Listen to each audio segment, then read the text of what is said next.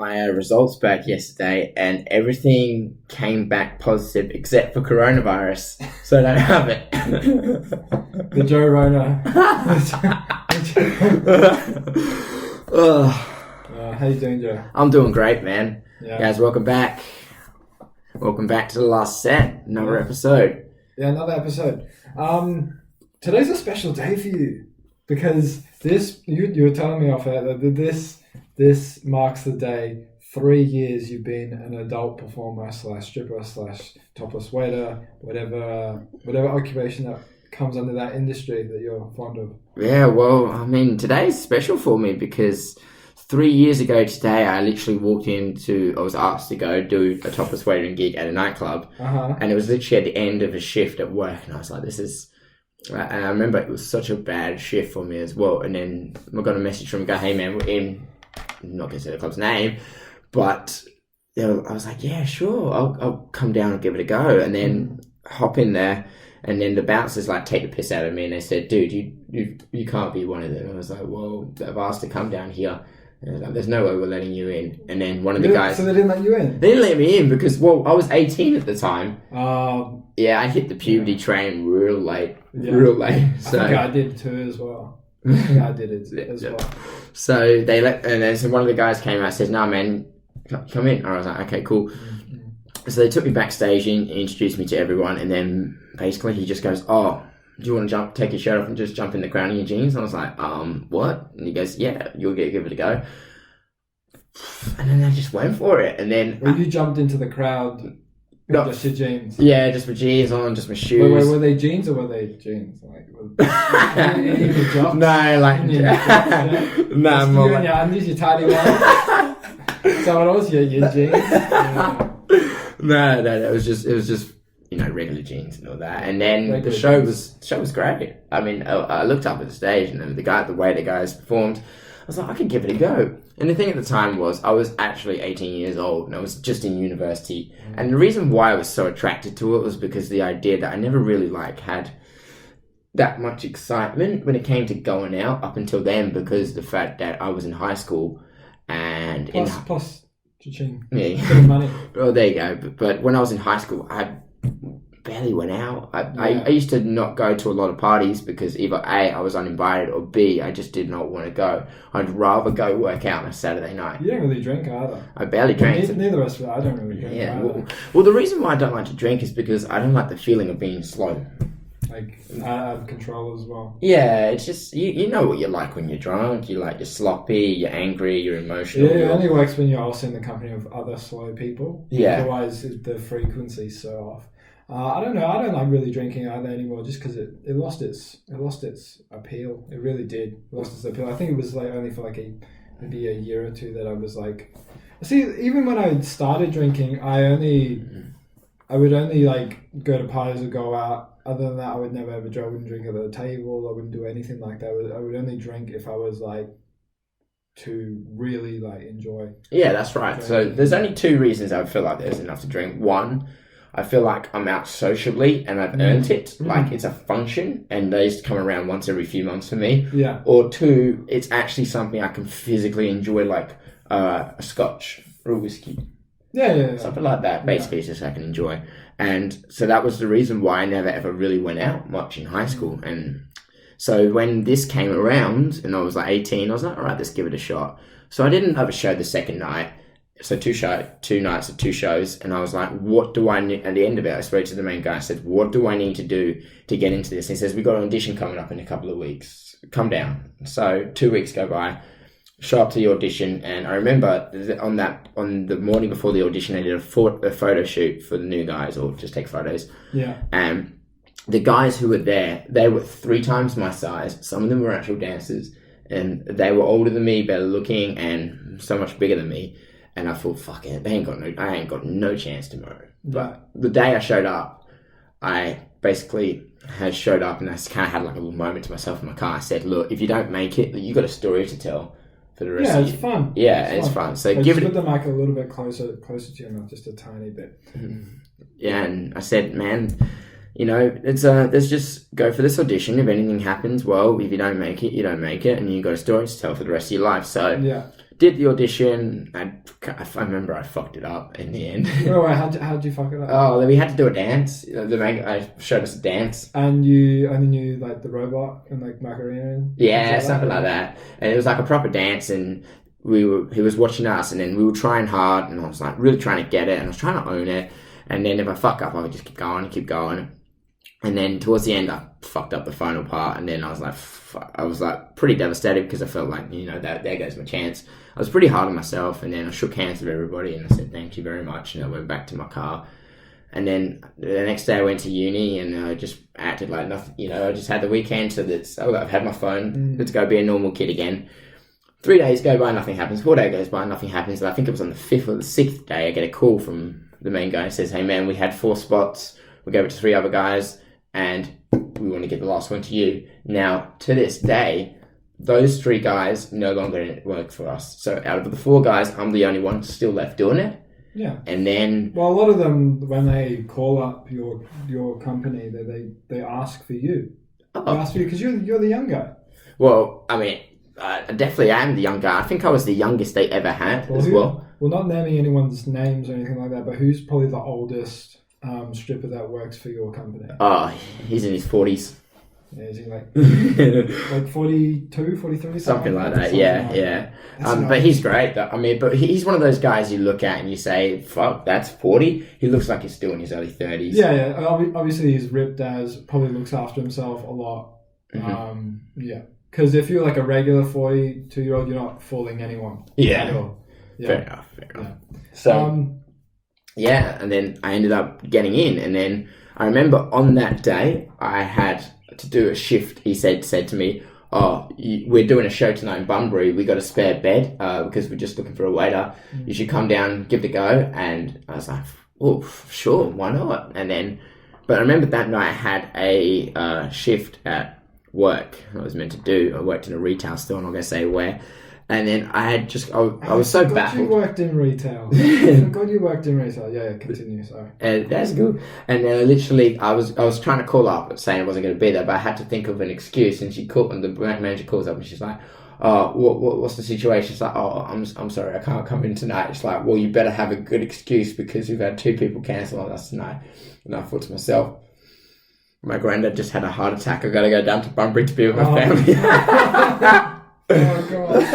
That's not the truth, though. The truth was... Your poor granddad that's in Spain. He lives in Spain. He's fine. He was chilling in Spain by the pool at the time, enjoying his retirement. His ears were burning probably at the poolside. He's like, who's talking about? No, what is it when people talk about these things? He's like, who's talking about me behind my back? What a good... I have a pretty big... excuse you. I think you were really committing to it. Well, to make that kind of excuse, and blow off like an easy shift at work. I feel like you were committed to it. Well, it felt like it was worth it. And then so we drove down to Bunbury, and I've got. Well, how far is Bunbury for people that don't live there? I think it's a good couple of hours. It's 2 hours. 2 I think it's 2 hours because Margaret River would be about. Is 3. Yes. So Bunbury's about 2. Yes. 2. And so we go to Bunbury, and we're in some Bunbury community centre, whatever. You've worked in some real shitholes, by the way. That's completely. You have so many stories. We'll probably have to leave that for another podcast. But you have worked in the worst places ever to do strip shows and topless waiting. You really have. Amen. I mean that sincerely. I know, but it's all a good laugh. That's the thing. It's a good story for you to talk about. Yeah. Whenever you go through for the guys, when you go through a bit of a bad experience, and when it comes to talking about it with other guys in the industry, it's always a good laugh in the end. And that's the kind of stuff. They'll have the craziest of stories themselves. Yeah, for sure. So we're in Bunbury, we're doing the show, and it is packed. All these women are packed into this community centre. And I'm just this fucking 18-year-old kid getting passed around. I'm just like, Jesus Christ. And I thought, well, this is your life now, Joe. And then I thought, you know what, I can really commit to this and make something out of it now. 3 years down the line, I've done all these shows in so many different places, both good and bad. I've done so many performances, both good and bad. Well, you said you were pretty bad at the start. Oh, it was terrible. So, rate yourself at the start out of 10. Ooh, I gotta say somewhere around. Don't be generous, by the way. Tell us how bad you were. 3 or 4. I was about 3 or 4 out of 10. Let's be conservative and say 3. 3 out of 10. Well, the reason why is because the guys who I work for, that some of them are really good dancers. Yeah, they're actually like dancers. And like dancers. They've come from like probably hip hop or. I've only done one kind of dancing in my whole life, and that was ballroom dancing back in high school. Oh God. And we went to an all-boys school, so we had to do it with the sister school. We did it in uni as well. Oh yeah, we did it in uni as well, but that was very seriously when you do it. You take all the moves so seriously when you. Yeah, there was always those. Remember that girl, the woman who was there was a teacher. Oh. Tell the story, Jack. There was that teacher. I'll probably put it in the back of my head now. She was just a loudmouth, rude person. Like I don't know, because I don't think she worked for the uni or anything. I think she worked with a dude. I think she worked with a dude that was contracted to take part of this unit. Now, you finished your bachelor's degree. I've essentially finished it. I just have my last semester, which is just no theory or anything. I'm done as well. But we have had some weird units in our degree that we can talk for days about. But this particular unit, you used to be able to do, I think it was tennis, but tennis had been used in other units, so they actually wanted to try something out different, and they wanted us to have a bit more of a broader experience, which is what our uni was kind of all about. And they chose ballroom dancing, and I wasn't too keen about it because I did it in high school, and that sucked. I think you can talk about it. That sucked. And you were at a boys' school, so you were probably. Well, what happened was. Were you holding hands with the boys? Yeah, no. You got your best pal in the school, didn't you? You're the chick. I'm the dude. No. What happens is. You were the chick, weren't you? I'm the dude. Yeah, you were the wife. We had because I went to. The school I went to, we had a sister school. We had to do it with the sister school. Yeah. And then the problem was that they would split the groups into 2. And there was, I think the amount of boys in my year outweighed the number of girls in that year. So there was some guys literally just waiting around for nothing. Oh, poor blokes. Yeah, anyway. So we did the unit. We did do that unit, but while we were doing it, we had to do the ballroom dancing, which is like, I think it was once every week. And there was one, now I'm not going to lie, I did it in high school. Also, I come from a martial art background, which is all about footwork. And I know how to, I can 100% move. It's not that difficult. But this woman that was not, let's say she was athletically challenged. That's a polite way to put it. She was athletically challenged in the entirety of that sense. And she just she was just such a piece I'm going to say it. She was short and she was a big girl and she was wearing high heels because I had to dance with her a couple of times too. And she's so slow, but she's so strong as well. But she just drags you along. No. Actually, no. She would drag the guys in that. But all I remember is sweaty palms, the clammiest palms.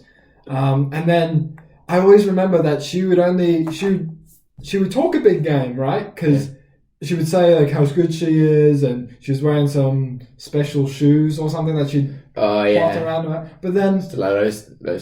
She was the only chick there wearing. So she was even shorter because she was wearing stilettos. Exactly, and she had the big fucking eyes as well. I remember the big fucking eyes. No. You were paired up with her, and I was paired up with another person, and I was looking at Joe, and I caught your eye, and I went like this. And he just started laughing, and the woman was just like, "What are you on about, you crazy person?" I just went like this, gecko eyes. You better keep up, and just grabbed her, just threw her along with me because I knew that she was going to try and drag me. I'm like, nope. She drags you, and I was like, I'm pretty sure the dude leads. Are you a dude? No, but she wasn't very nice. She was rude as. She was a bit of a bitch, I'll be honest. But it was a great experience. It was a great experience, but I remember about 20 or 30 minutes in, she would bounce. Oh, yeah. Because she would get too tired from ballroom dancing, which is not very difficult at all. It's not cardiovascularly very difficult. And then she would leave and she would just walk out, and I'm like, oh. She needs carbs. She needs some carbs. Yeah, she needs some carbs. She needs a water break. Yeah, she just... Poor girl. She needed a water break. But she was just really rude. I didn't like her at all. And I think every time we saw her there, we were kind of like... Because she wasn't very nice to us. Yeah. She really wasn't very nice. Well, overall, though, the unit I was really happy with because the unit coordinator, he said the reason why he does it...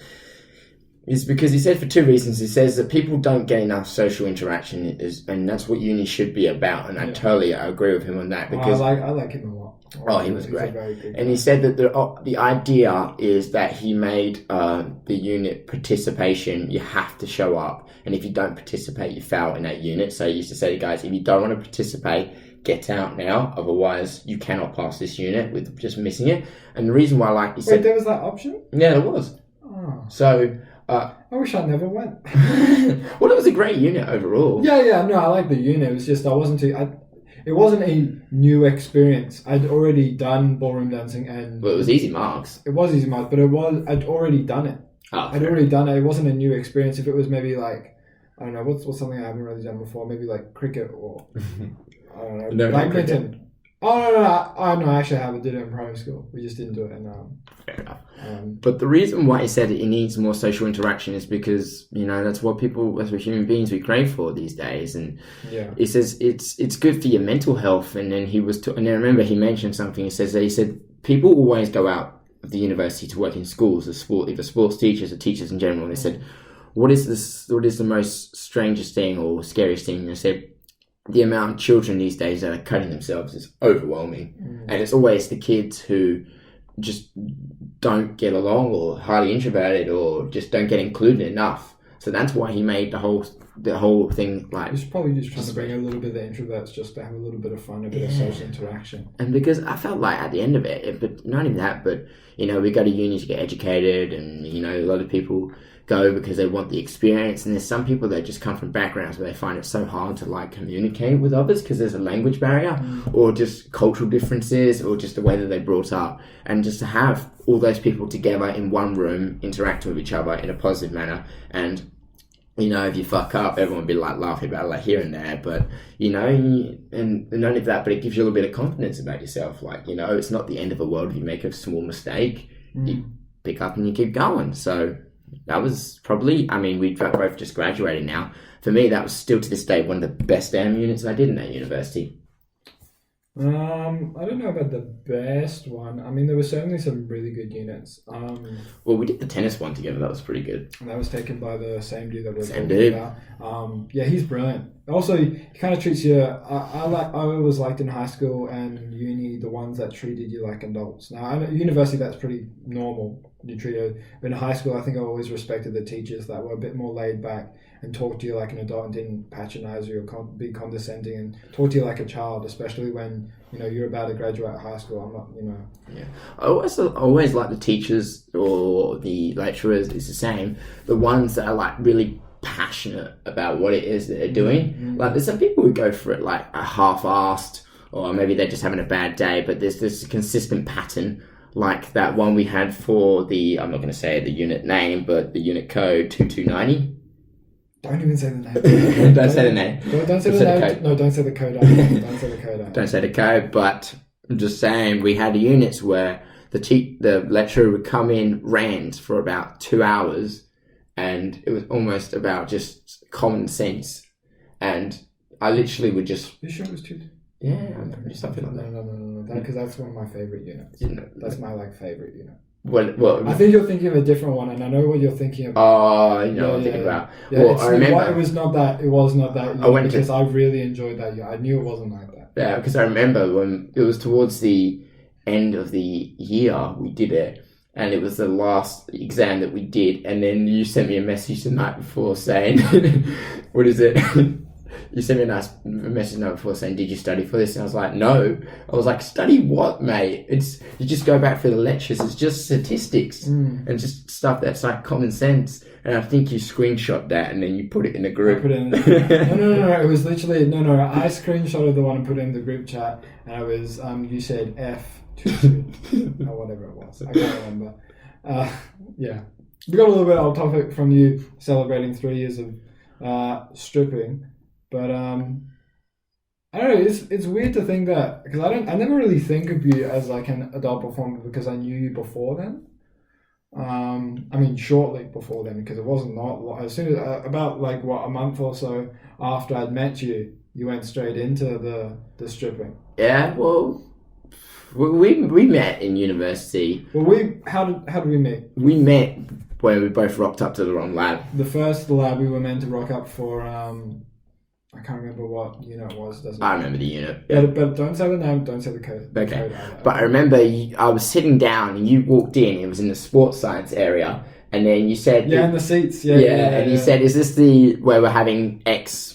Yeah. And then I said yes, and he said good, and then we just started talking after that, and then I think one of the guys, there was a whole bunch of other people there as well, and then one of the lecturers came in, he's like, what are you guys doing here? It was like, we're meant to have this. He says, no, that's next week. You're meant to be on this part of campus, and we're like, oh no. So we walked there, rock up late, and then we were just talking. I'm like, oh well, I guess we're working together then for this semester. Yeah.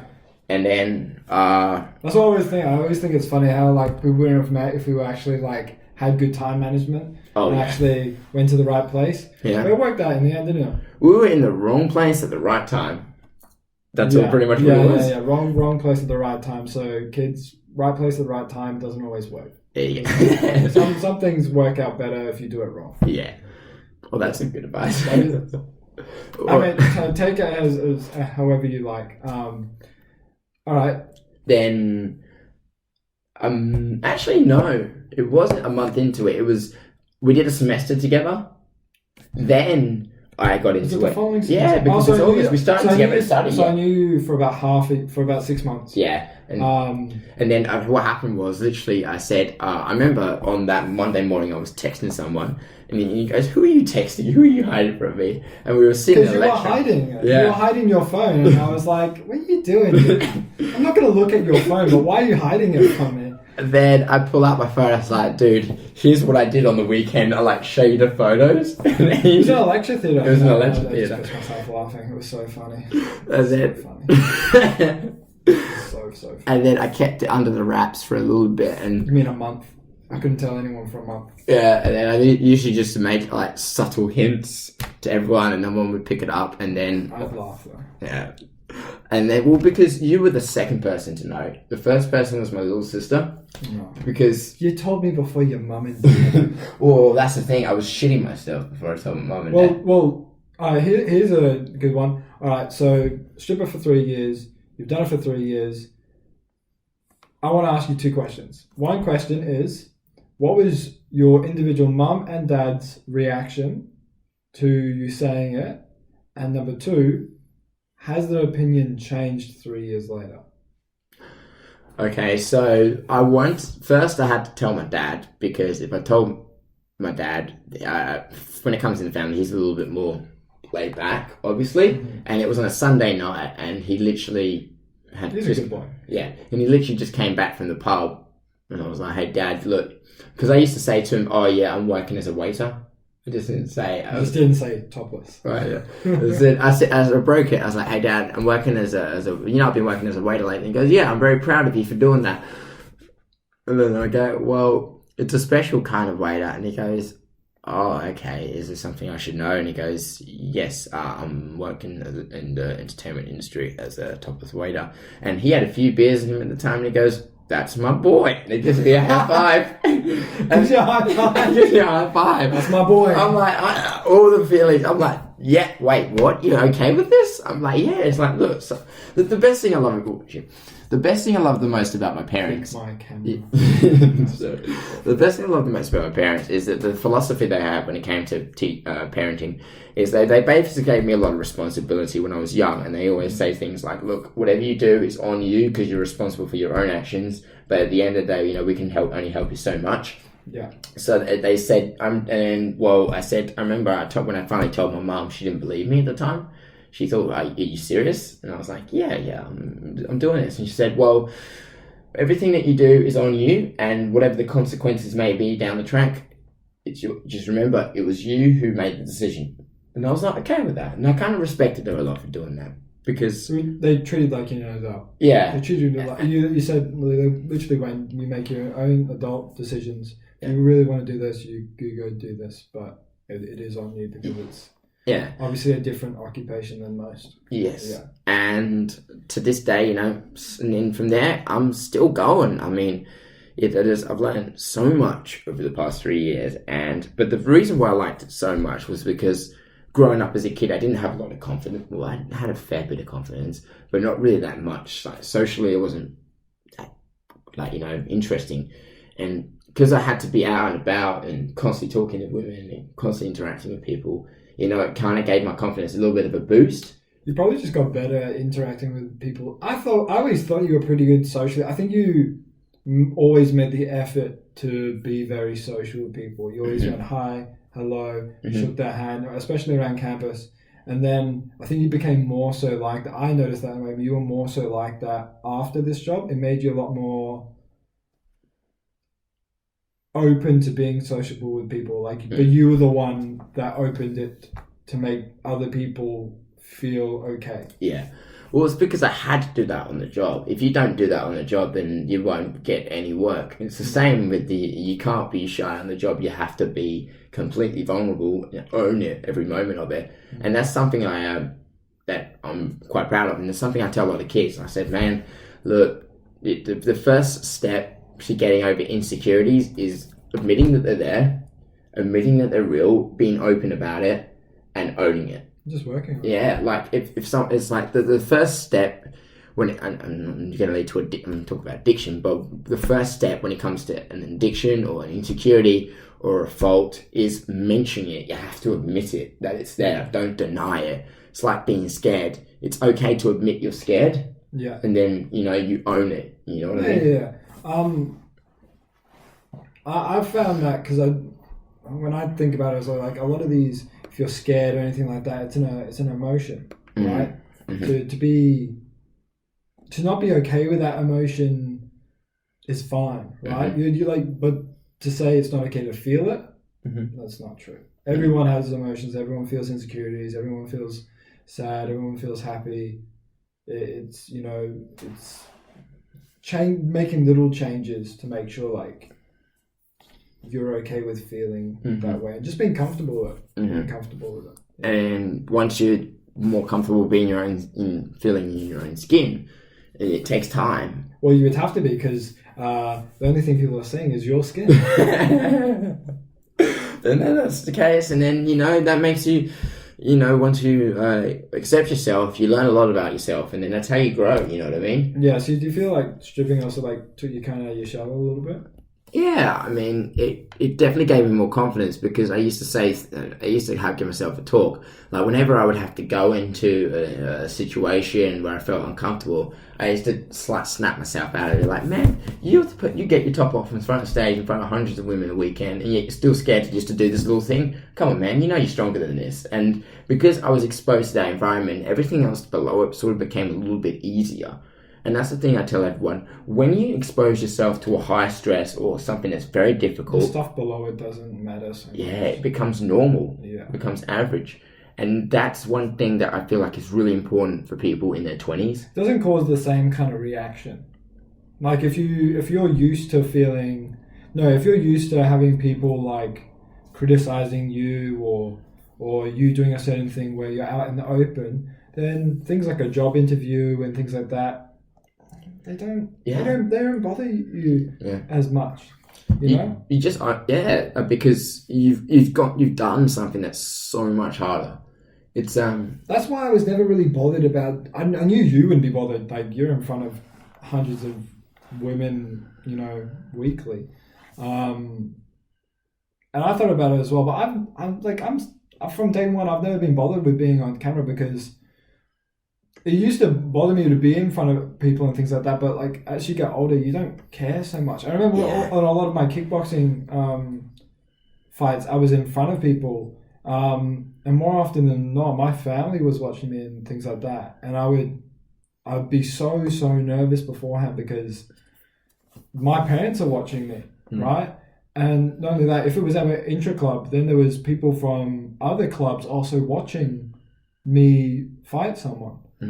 How old were you when you started the kickboxing competitions? Well, I did freestyle Taekwondo, but it was more of a mixed martial art gym where they did Brazilian Jiu-Jitsu. So I did a lot of other judo and grappling, things like that. Okay, so it was mainly the art was freestyle Taekwondo, which is literally just kickboxing, normal kickboxing, knees and elbows and things like that, but it had the Taekwondo kicks. Okay. So how old were you when you started freestyle Taekwondo? 7. 7. And how old were you when you did your first contest?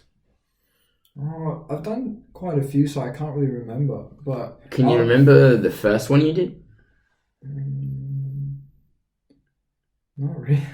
I did them so earlier on. I first did the WTF Taekwondo Competitions, which is the Olympic type of Taekwondo, which is the one that you see in the Olympics where they have got the rash guard. Sometimes they have a sensor, sometimes they don't, for you to recognize a kick. If they kick you, the point will go up and things like that. And I did that for a good bit, and I trained with people that went to states and nationals and things like that. And then later on, as I moved clubs, I went and did more kickboxing. So the kickboxing stuff, I typically did intra-club stuff whenever it was like available. Yeah. It was just, I can't remember the first one, but I do remember like some of the later ones a bit more like clearer, because I did quite a bit. But it's interesting because what do you like experience? You feel a lot of nerves. Yeah, it's butterflies times 100. It's going in there, and you're. It's funny because I was thinking about what you just said as well. It's like that at the start. I can remember the feeling, not so much the memory. I can't remember these ones when you're in a huge space. They pretty much get almost a huge gymnasium, and they've got 6 different mats open, right? And where there's going to be 6 different fights going on all the same time, and then they have people all watching all around you. There's a huge amount of people. I remember early on, I didn't have to make weight for my intra-club kickboxing stuff. It was more of a catch weight. It was just catch weight kind of kickboxing stuff. However, when I did the Olympic Taekwondo, which is not freestyle, that is just kicking, and you can only punch to the body and things like that, I didn't enjoy doing that at all. Why was that? I just felt it was a lesser kind of. It wasn't as complete a martial art. I much enjoyed the freestyle Taekwondo, where I could punch in the head, but I could punch where I could kick them in the leg. I preferred that kind of mix between Muay Thai style and Taekwondo, which is what I did. I preferred that so much more. It's not like I didn't know how to do that. I sparred in freestyle Taekwondo since I was young and did kickboxing, but whenever I did the competition at the early age, I did the Olympic Taekwondo, which was only kicking to the body and the head. So you could still obviously knock people out and things like that, which is what happened. A lot of people did get knocked out. Yeah. Well, really, did you watch people get knocked out and stuff? Yeah. Fuck, what was that like?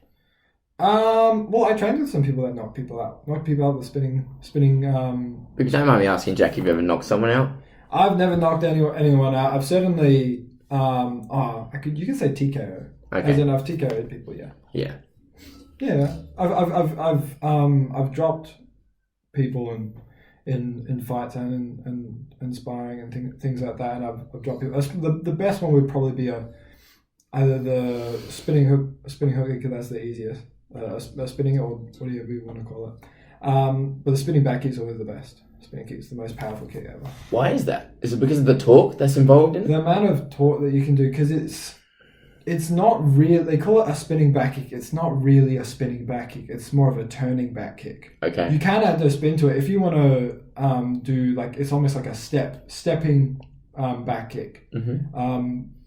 But the way you can do it, it looks like a spin, but you're not really. It's a turn. If you think of it as a spinning back kick, that's what a lot of the beginners do. They do spinning back. They think because it's a spinning back kick, you do a spin. You don't. As soon as you do a spin, your leg comes too wide and you miss them. That's a lot of time when you see the beginners doing the back kicks, they miss the bag too early. It has to come round almost like a whip. It needs to hook around your other leg and come straight. Then you can start to turn into it and get a bit more power.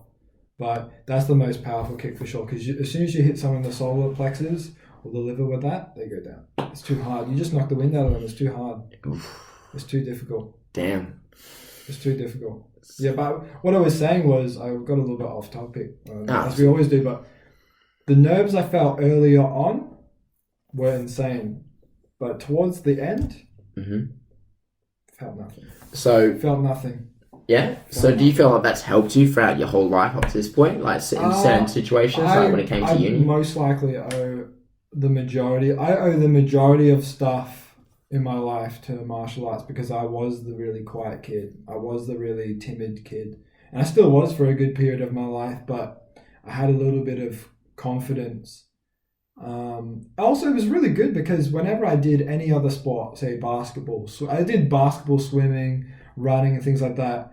On the other side of Taekwondo, because sometimes at one point I was doing it quite often. I was doing 6 times a week Taekwondo. Then I would do swimming twice a week, and then I would do basketball training and a basketball game. Then I would do running as well. So I was very fit back then. I should probably get back into a bit of a fitter shape doing that. Well, it's a good thing you signed up at the gym now. So exactly, I'm at the UFC gym now, so you guys can always come by and say hi.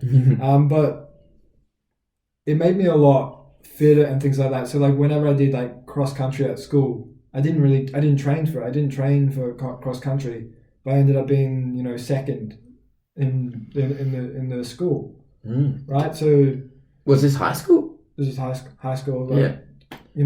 We went to, do you remember those, when it was the different schools would go out to a carnival? And I used to run all the time. Of all the people that ran at my school and then were elected to do the cross country, I came second out of them because it was just because I could do it. I found it was more of a mental thing. I always knew fighting was so much scarier than running. It was so much easier. It was so much easier. Did you ever run in those packs and right off the start, dudes just trying to sprint it to the end of the flag? It's every time.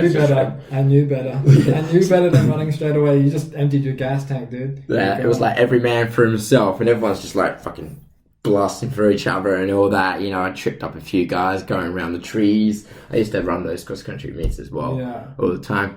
Because I was part of the cross country team in high school. So one of the times we actually had to run one of the schools, and it was east, it was inland basically, and it was on a farm area, and they literally had this mud patch, and you had to jump over the mud patch. Oh really? For me, I just fucking slipped right before, went face plant into that mud patch, got up, had to keep running. People lost their shoes in that mud patch. Really? Yeah, well, it was this little ditch, and then you get a run up, and you have to jump over the ditch, but the problem is it's all mud here, so you're slipping, you're sliding, and you just... Sounds like one of those Tough Mudders or the... It was something like that. I can name this because this is an event.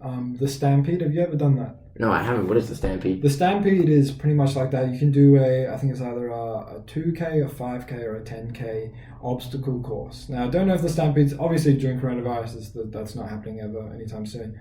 But it's an obstacle course just like Tough Mudder where, you've got to dive through a big bucket of ice water and go underneath a board, and then you get out and then you run across a ladder, and then there's an area where there's wires that hang from a thing, and you got to run through and dodge them, but you do get zapped, and that sounds awesome. Give you a little shock, and you run along the mud and go through tires, and you go over. There's a little bit of fire. You jump over the little fire thing. That's nothing crazy. That sounds awesome. But it's fun. It's really fun. I don't think I did the 10K. I think I always did the 5K, but I did that twice. I've got 4 shirts from running the obstacles. Oh yeah, it's fun. It's super fun. That's one of the reasons why people do those fun runs. Basically, is basically for a shirt.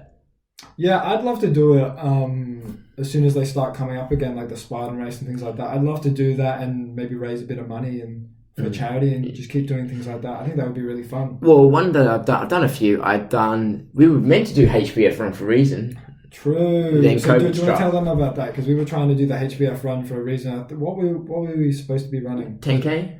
Is it 10K? 10K or 12K? It's 12K. 12K, yeah. And we were meant to be running 12K in the runner's pack, basically. You were doing regular running. I was doing regular running as well. I felt pretty confident. I think I ran something like, I don't know, I could do 7 around 7Ks fairly easily. Mm-hmm. Like it wasn't difficult. And I thought 12. I was like, it's more of a mental thing. It's very easy. But not even that, but just doing those fun runs in general are the best. So those chat community runs, because so many people do it, and you feel the energy when you start. It's really good for the energy. It's so good for charity. Yeah. And then it's also really good for your mind as well.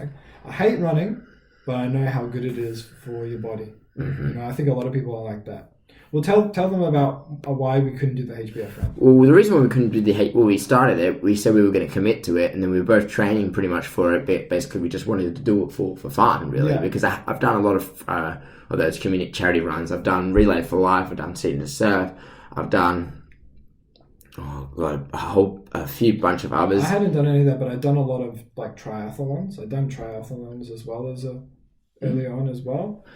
Yeah. So definitely interest both of us. I think I messaged you. You did. You messaged me one night. I said, "Do you want to do HBF?" I was like, "Yeah." And I said, "Do you want to do the 12K or something like that?" Yeah. And I think we also made the plans for the next one, which was meant. I think was it a Relay for Life? Something like that. And that City was to Surf. City to Surf, and we were going to do. Was it a half marathon? Half marathon, yeah. And then the next one we could do a marathon or something like that. Hopefully down the line we could do a marathon, man.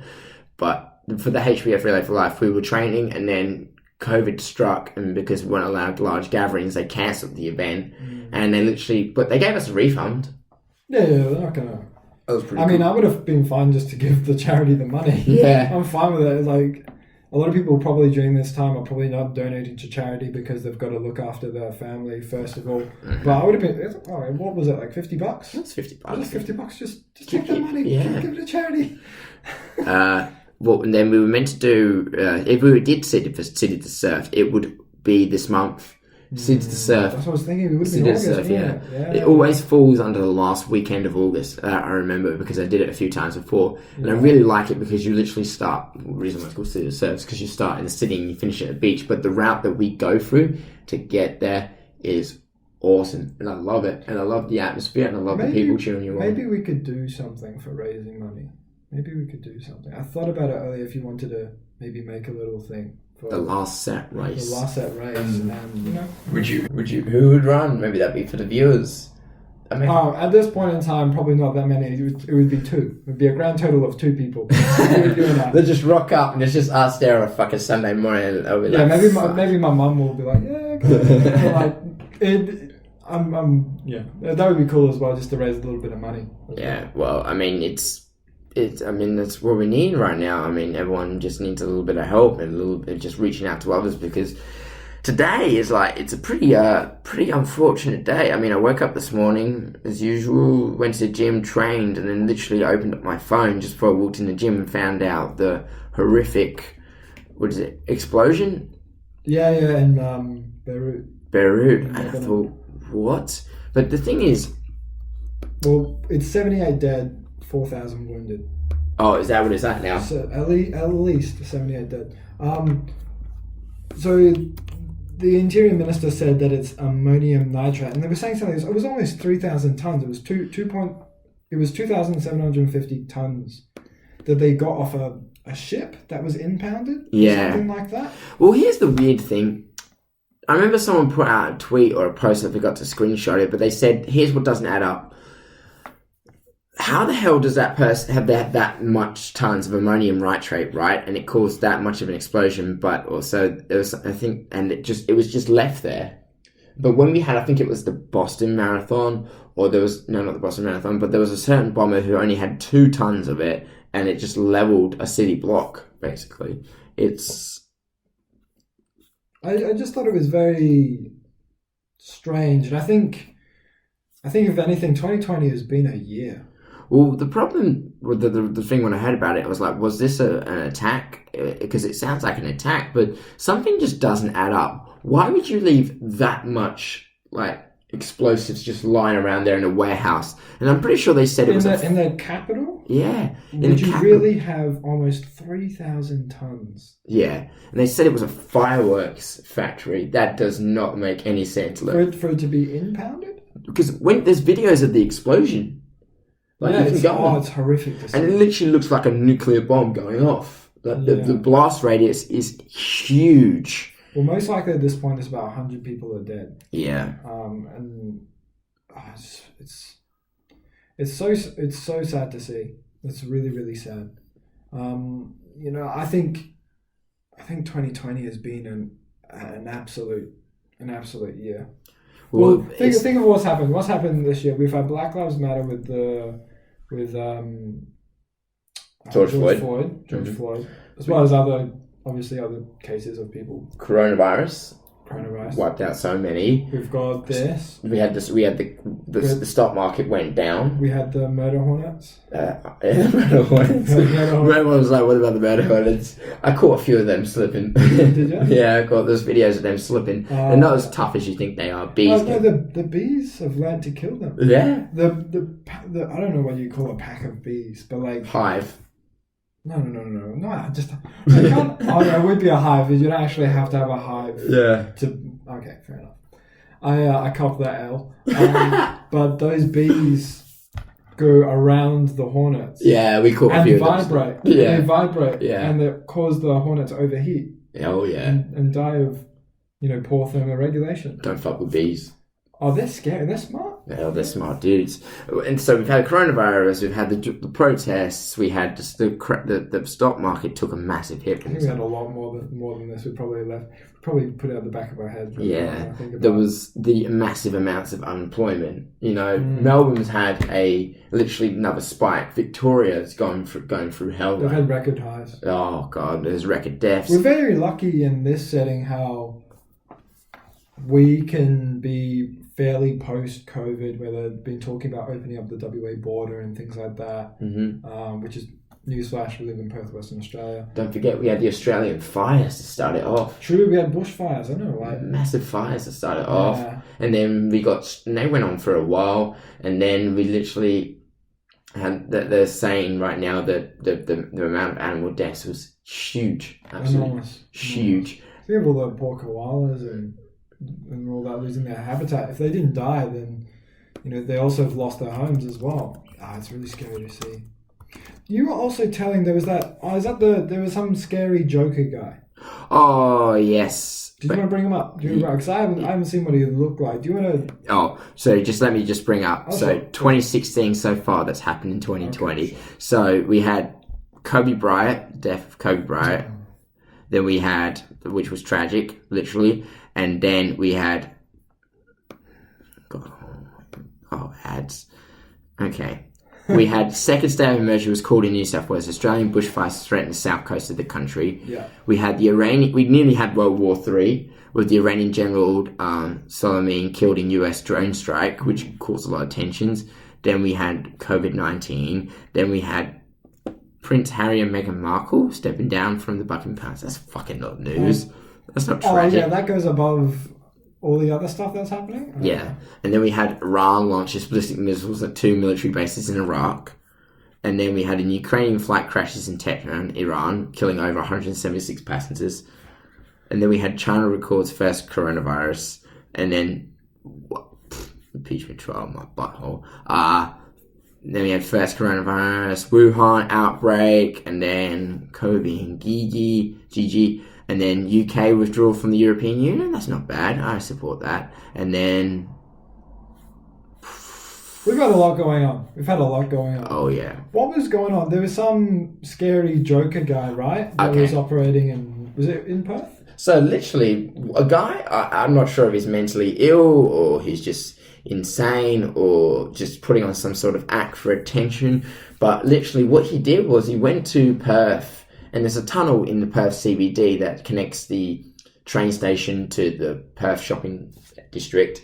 And he literally spray painted the security cameras around there. So literally, he was caught by the police, and he dressed up as a Joker with all the war paint and dyed his hair green and all that. And then he was released on bail for his vandalism charges. But turns out he was a convicted killer. He was manslaughter. He spent time behind bars after running down a group of teenagers, killing one in 2004. So there you go. 16 years ago. So 16 years ago, he basically was convicted of vehicular manslaughter. Which is when he would have been 16, so he would have been 22. Wow. So a year older than us, he ran over a group of teenagers. Far out. Yeah. Some people they're just one bad day away, really, from going insane. That's just... He just went and said, he ran over a 17-year-old person and 6 other teens were injured. He spent a night overnight, and he said, we do art and we try to make it fun and light. He is a 38-year-old man from Balga, and we all know. Oh no! Really? Yeah. He's from Balga. Yeah, I've been to Balga a few times. We try to keep people happy and smiling. Doesn't seem to make sense to. That doesn't make any sense. You want to make people smile, so you vandalize CCTV cameras? That's weird. Anyway, imagine if you saw some dude walking down looking like the Joker in the middle of the night. I'm like, dude, this ain't Halloween. Fucking run. Well, let's look back at not that long ago when there was the clowns. Oh, those? The clowns with the bats. Shit, I forgot about those. And they would, there was all these videos, and some of them probably fake, but a lot of them were real, because even if you do fake stuff, it's a trend. Some stupid person or someone that wants to catch on the trend goes out and does it. They were wearing like the clown stuff, and they probably have a weapon.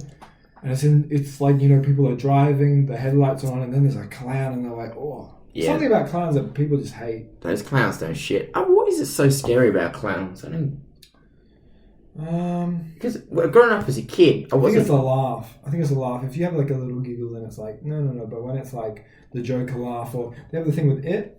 Oh, that's the thing. Wasn't it promotion for that movie? I think that was how it first came around. I don't know, and it was probably, I don't know if... I don't think they did it, but I think they definitely benefited from it. Yeah, because I remember Stephen King came out about it and says, guys, stop it, this isn't funny. I think it wasn't promotion for the movie. I think some people went and just did it and made a trend out of it, and then it did benefit the movie, because on one side, Stephen King, he doesn't want like someone to get hurt or anything like that, because that, but on the other side, your movie's doing brilliant. Oh, dude, have you seen it? Yeah, I saw both. How good is it? Oh, no, I skipped to part 2. I did the second one. I haven't watched the first one. Oh, well, dude, I honestly feel like it is an insanely good, not just a horror movie, but a movie in general. Like, there's a few jump scares, but a lot of people complain about saying, because it's a hardcore movie fans, is they said it's not scary. I'm not really a horror movie fan myself. It wasn't scary. Like, I watched the second one. There was a couple of moments that made me jump. I'm sorry, terrible. What? Terrible. Are you serious? Horrible movie. Why? Silliest movie. How? They called him some rude words, some mean names, and he went, they built him up for the whole thing for 5, and then, sorry guys, spoil. It too's been out for ages. Shut up. It's a great movie. At the very end of... So you think the way that they killed him wasn't that great? Terrible. Well, were they supposed to kill him then? Do something better than that.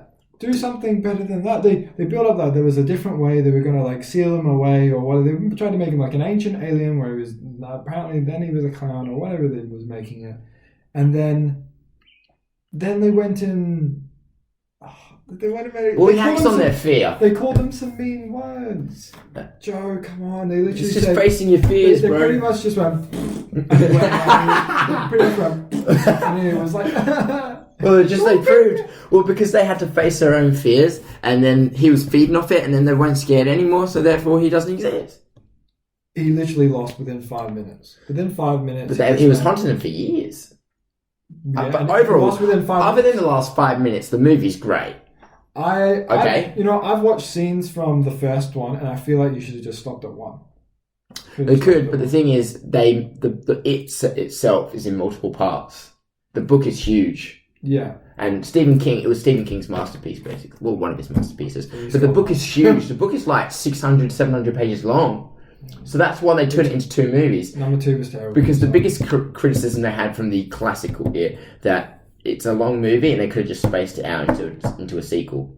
Get what I mean? Yeah. But other than that, like horror movies in general, I'm just not a fan of. Well, because horror movies, like I like the old school horror movies, like Nightmare on Elm Street, Friday the 13th, Halloween, that sort of stuff. Because, like, if I watch that today, like I can actually enjoy it. I don't get too freaked out by it at all. But today, when you watch horror movies, like I feel like this whole demonic possession or anything to do with demons. Horror movies were that scary. I always found that psychological thrillers were the scary one. Like Seven. Oh, that's a scary movie, dude. That movie fucks with your head. Yeah. I can't watch it again. Yeah. I watched it also when I was a bit younger as well. No, I don't touch that. I didn't touch psychological thriller because it just runs in your head for a while. Yeah, but that's the thing. Like with today's horror, that's true. But the thing with that, I do enjoy a good psychological thriller, but like it's you know. But the problem I have with horror movies today is they spend so much time working on demons or demonic possession, or they try and make it real life events. Like how many times have we seen a movie that involves someone getting possessed or every single one? Yeah, and single one. Well, I believe it started with The Exorcist. You know what I mean? Yeah. And then now it's just basically. What is it? Now it's everywhere. You know, we had The Conjuring, we had The Haunting, we had a movie called what was that famous? There was one that came out last year. The one about a kid that dies, and the family blames the mother. I can't remember what it was called, but there's something to do with it's like got to do with witches or got to do with demons, all that sort of stuff. I know I watched one that was meant to be horror, and it was to do with it was kind of almost like a play on if Superman was bad, but it was like that's it, Hereditary. Hereditary was considered one of like the most scariest movies of 2000, and well, it's considered one of the scariest movies of all time, but I never really bothered to watch it. I was like, this is just too weird. Have you seen Brightburn? Brightburn. I want to watch Brightburn because I've seen it. Because I like the idea. Is it based on the idea that what if Superman was bad? Yes. Yeah. Yes. Now that's a great. But almost like a demonic kind of thing. Oh, a little bit. A little bit like that. A little bit. It's not. It's okay. I'd probably rate it maybe 5 or 6 out of 10. It wasn't brilliant. Mm-hmm. Yeah, but like I mean, how many times do we need to see an Insidious movie, or how many times do we need to see a Conjuring movie, or a Conjuring rerun, or an Annabelle? There's so many. I've seen a few of those. I've seen like the Annabelle, and I've seen was it Carrie? Something like that. Yeah, I just never bothered. Yeah. There was something I wanted to bring up, and I saw it interesting. Now, this is definitely completely different to what other topics we were talking about, but. Do you know the Olympic runner Jim Thorpe? Oh yeah, of course. So you know how we were talking about running earlier, and how it's really good for your mind and things like that. We can attest to running is probably one of the best cardio you can do. Mm-hmm. Well, if you're able to do more high impact kind of stuff, running is one of the best cardio you can ever do. Mm-hmm. Even though a lot of the time, I think. Both of us included, we hate running. I don't like running. I like running. I don't mind it. I like running. I don't like running on a treadmill. Yeah, I don't like. I like running on the road and the street. It has to be a good treadmill anyway, because it just feels weird. It's one of those really bouncy ones at the gym. Well, not even that, but when you get off the treadmill, you're still like the world's still moving forward. You're just like visually processing it. Also, when you run, you don't have to think about staying in one lane. Whereas in the treadmill, you do. If you just catch your foot. You're going to be one of those stupid videos off YouTube. Your face plant or you run into someone. So bring up Jim Thorpe. So have a look at this video. Just notice what's a bit different. He's wearing 2 completely different shoes and he's wearing 2 completely different socks. But are they the right size shoes? They look different size. This one doesn't even fit. So the story of Jim Thorpe is that in the 1912 Olympics, he was an American Indian from Oklahoma, so he ran track and field. And so what happened was, before he went to do his competition for the Olympics, someone actually stole his shoes, right? So he actually went to the garbage bin and he found 2 separate shoes of different sizes and 2 separate socks of different sizes, right? Mm-hmm. And then wearing these shoes, he won 2 gold Olympic medals that day.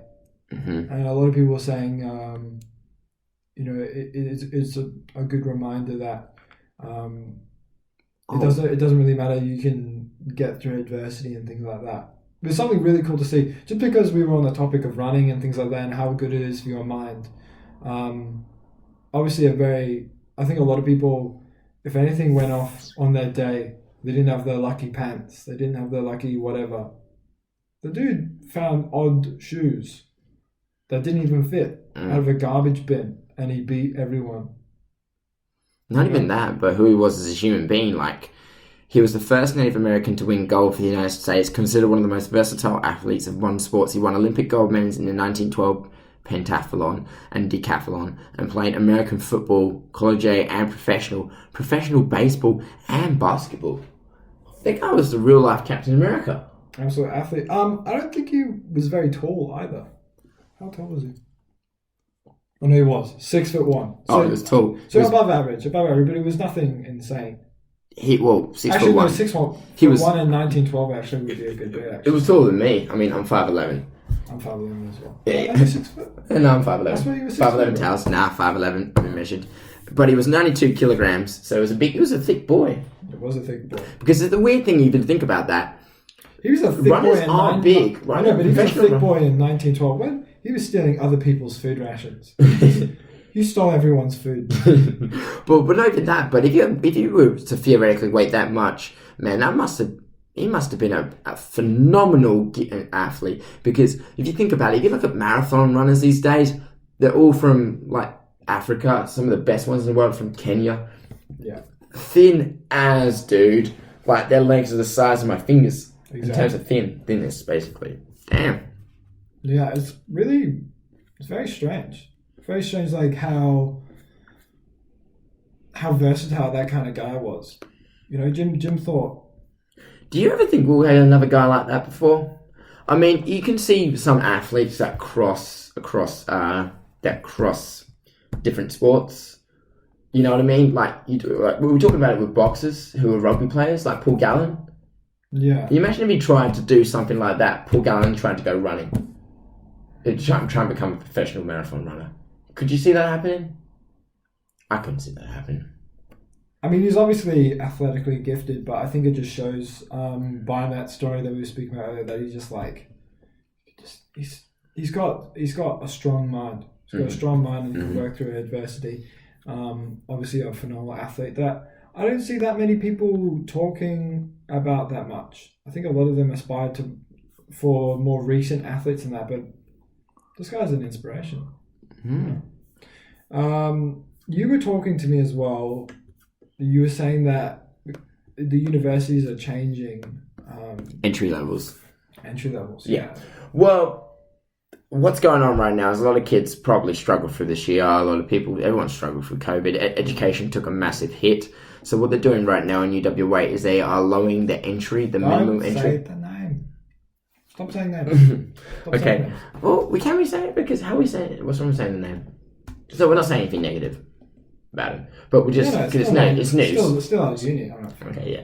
So UWA has lowered the minimum entry from 80, an ATAR of 80 to an ATAR of 75, which I think is okay because I don't think they're allowing international students at the moment because no one can travel.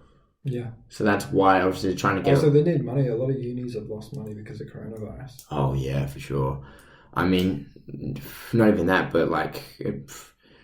It kind of takes the fun out of uni. A lot of people love, these day and age, like uni everything's almost completely digital, and this semester was completely online. But a lot of kids love to go to uni because they feel like it's a fresh start for them. Yeah. It's like they get to restart after high school. They didn't have the best time in high school. Well, because the thing is, the thing I hated the most about high school, if you made one mistake or did something stupid in year 8 or 9, they would remember all the way up to year 12. High school's rough. There you go. And when you go to university, no one gives a crap about who you are. You start all over again. And if you do one silly thing, no one's going to remember it. It's not going to be known around campus. It's just too big. Yeah. If you fail a unit or you don't do so well or you don't do well in an exam or something embarrassing happens or things like that. Yeah. Not even that, but the people who lead university, I'm like, you remember those elections that we had to do? They're like, hey, vote for me, vote for me. I'm like, I have never seen you before in my life. Yeah. How can you possibly convince me that you're going to lead the charge? Exactly. That's the other thing I don't understand about the elections. Like, why would you want to give a multi-million dollar maybe billion dollar, multi-million dollar facility into the hands of kids who still live at home with their parents? Yeah. Because they know, and the fact that they're trying to lecture, I mean, because we're kids, we can't really lecture, but they know nothing about the real world. They don't know, the real world is outside of uni. That's when I feel like your life really starts, where you get rejected from jobs, you understand what it's like to work in a workspace, you understand that, here's the rules, get in line, if you don't apply to them, find yourself another job, you know what I mean? Yeah. And that's why I feel like life really starts for a lot of children. And then uni is just like the last little grasp of childhood for them. Yeah. That's my take. Well, a lot of the time when we were at uni, that was a lot of the time they would come into our lecture theatre, and they would, a lot of the time, actually no, it was also not just in our lecture theatre, it would also be when we were eating our food and things like that. Oh, yeah. And then they would go and say, free education. Yeah. And we could never. We're uni students, and we're like, shut up. No. Shut up. We're gonna pay for our degree. Yeah, and that's why we're not protesting with you, because we're paying to be here. We need this. We want to be in these because lectures. that's always an interesting topic. Because a lot of people. Do you think education should be free though? No, I don't think so either. Well, already primary school and high schools and kindies and things like that, you can do that for free, go public. There's a lot of really good public schools, right? And if you do have the money to, and there's some people with lots of money and they put them in public school because they know full well that public school's fine. One thing I do like though when it comes to university is when we help the children who come from backgrounds where they almost had nothing. Yeah. But the kid's like a genius and he wants to be a doctor, but his family can't afford to university, so they let him pretty much go for university. But there's a lot of ways you can do that. You can organise scholarships, you can organise. That's what I mean, those ways. kinds of things. Those kinds of things I get behind. I'm not too sure if it's enough money for you to get by or to pay off your degree. However, any kind of money, nobody's turning down money if it helps them.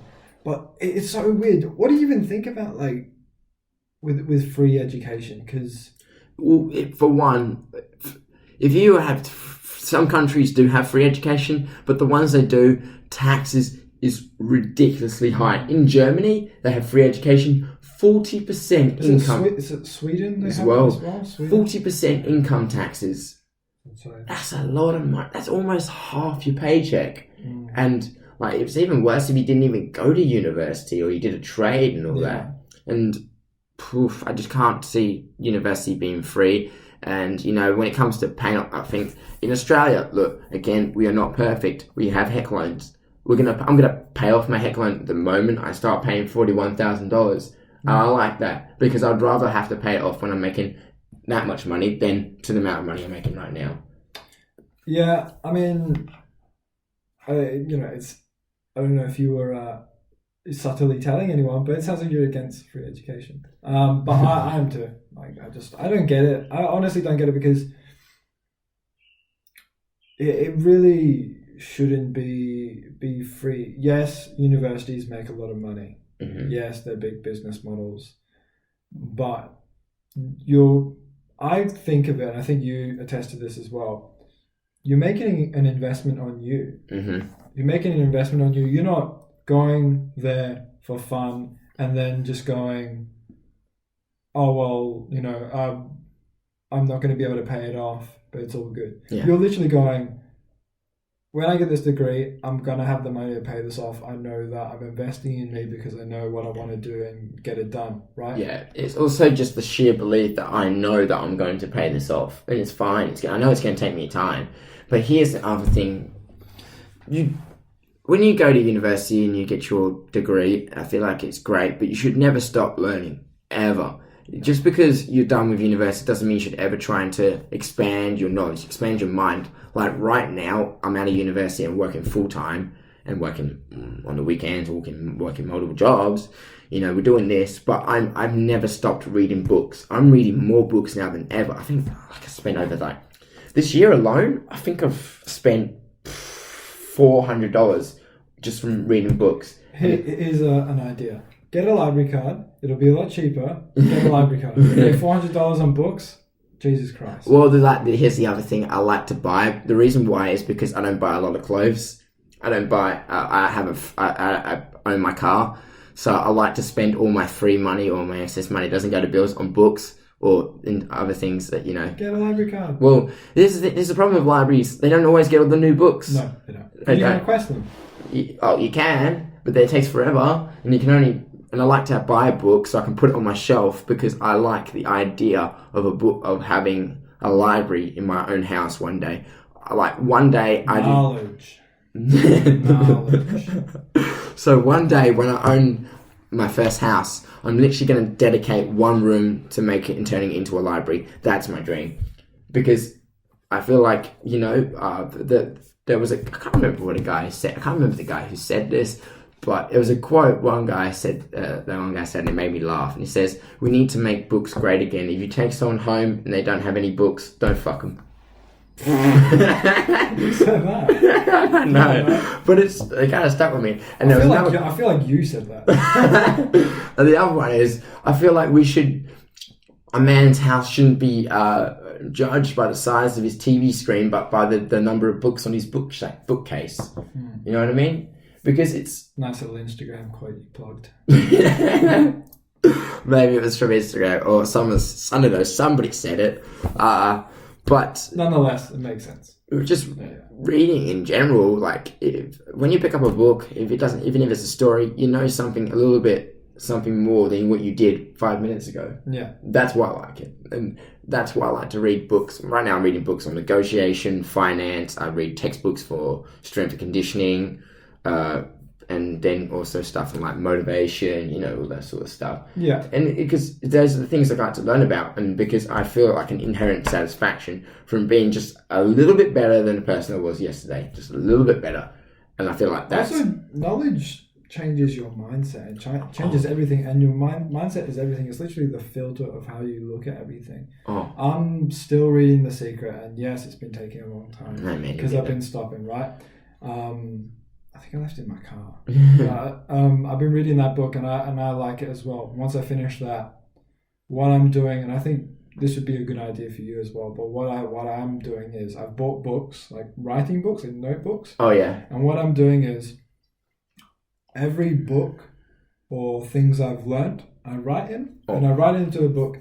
I always felt it was weird. I've talked to my parents about this. You okay? No, I'm gonna grab something real quick. Yeah, go on, keep talking. Okay, I always felt it was a bit weird that... do you have the book? Oh, you got a notebook. I got one. Okay, so I have where'd you get it from? Where'd you get it from? Dude, you just go to Office Works. These are really cool. These are like little journals. Office Works, you can sponsor me.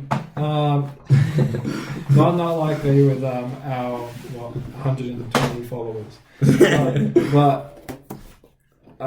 See, that's what I was doing as well. And I write down things I've learned from books and that.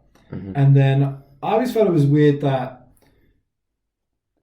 there's obviously been a lot of people before us, right? You've had your mum and dad, you've had your granddad, you've had your great-granddad, you've had your ancestors, right? Mm-hmm. But they haven't given you a book on what they've learned. And I feel like, why would you want your person below you or even a friend to make the same mistakes? Oh, very cool.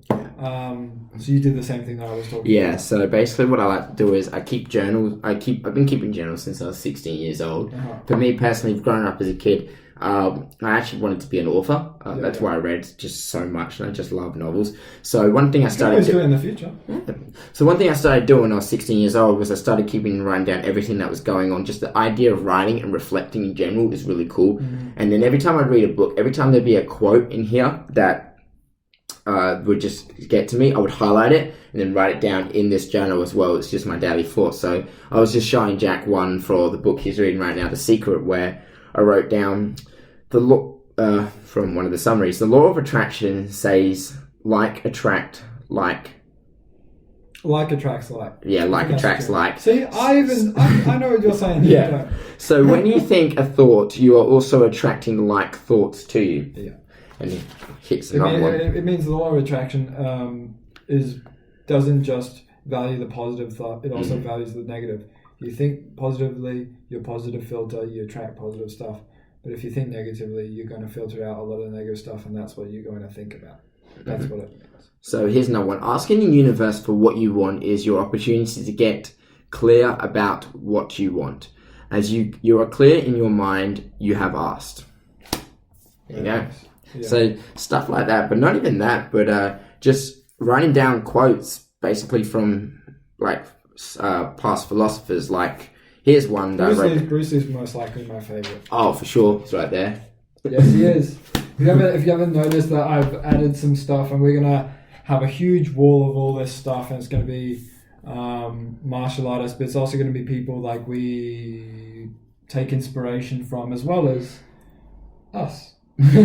But we've got Bruce Lee here because I want to put Bruce Lee here not only just because of martial arts stuff, but I use a lot of his philosophy, and I kind of value him more of a philosopher than a martial artist, because I believe that's the value he had to a lot of people, I think. Well, there's a famous quote that basically that Bruce Lee once said is a very, very, very famous quote that a lot of people use today, and it's basically in the age of information, there is just so much going on, and one of the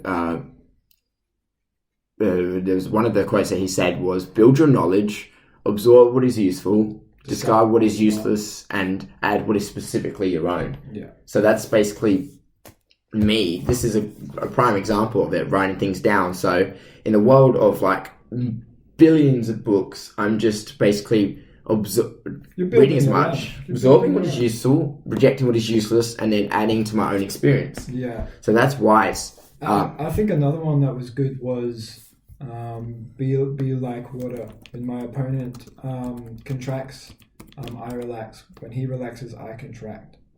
And if you put water into a cup, it becomes the cup. If you put water into a bottle, it becomes the bottle. Be water, my friend.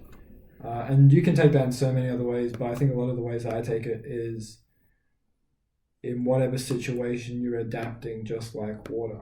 Mm-hmm. Yeah. You're adapting to in whatever situation. Yeah. All right. That was a really good podcast today. Yeah. I really enjoyed it. Should we leave it there? I think leave it there. Thanks guys for listening. If you want to check out any of our other stuff, you can find us on Instagram at the Last Set Podcast. Also, there'll be lots of links in the description and things like that. If you want to click on them, please like, subscribe, comment. If there's anything else if you're interested in what Joe said about stripping, you want to ask him any questions or anything like that, we could do a Q&A. We can do. I thought about doing a Q&A as well, and it's even on Instagram as well. But we're totally open to different questions, and we'll leave them to the next podcast, and we'll answer them all. Yeah, comment. Tell us what you like. Tell us what you didn't like. Thanks, guys. Take care, guys. All the best. Peace.